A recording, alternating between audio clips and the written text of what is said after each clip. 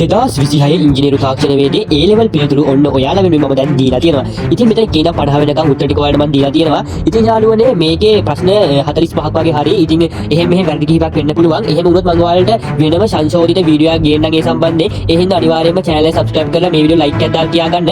ඒ වගේම අද exam එක ලේසිද අමාරුද කියලා අනිත් අයට දැනගන්න පාලින් comment එකක් දාන්න. ඉතින් දැන් ඔයාලා ඉතින් subject වලට තමයි දැන් මහන්සි වෙන්න ඕනේ. ගොඩක් අය comment කරලා ඉල්ලපු ඉඳන් තමයි මේ වීඩියෝ එක ගෙනාවේ. ඉතින් දැන් ඔයාලා වැඩි focus එකක් දෙන්න ඕනේ ඔයාලගේ ඉතුරු subject වලට. ඉතින් තව දවස් කිහිපයක් ඉතින් කට්ට කාගෙන ඉතින් මේ හිටියා වගේම ඒ දවස් ටිකක් ඉතින් කොහොම හරි ගේමක් ගහගෙන A level exam එක කොහොම හරි ඉවර දාගන්න ඕනේ. මොකද A level exam එක ඔයාලගේ ජීවිතයේ තීරණාත්මක exam එකක්. ඒකෙන් තමයි ඔයාලා ඉස්සරහගේ ඔයාලා plan කරන් ඉන්න ඔයාලගේ විශ්වවිද්‍යාල ඒ වගේම ඔයාලගේ අනාගත බලාපොරොත්තු වලට යන්න හැකියාව තියෙන්නේ.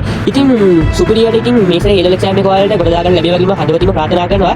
ඉතින් channel subscribe කරන්න නැත්නම් ඔයා තාම අනිවාර්යෙන් දැම්ම channel subscribe කරලා bell icon එක all දාලා තියාගන්න. එතකොට ඉතින් ඔයාලා මේ වගේ videos ඔයාලට miss වෙන්නේ නැහැ. හරි ඉතින් අනිවාර්යෙන් channel subscribe කරලා set වෙන්න නම් ඔයාලගේ ඉදිරි අනාගතයේ ජයෙන් ජයම ලැබෙන්න කියලා මම හදවතින්ම ප්‍රාර්ථනා කරනවා.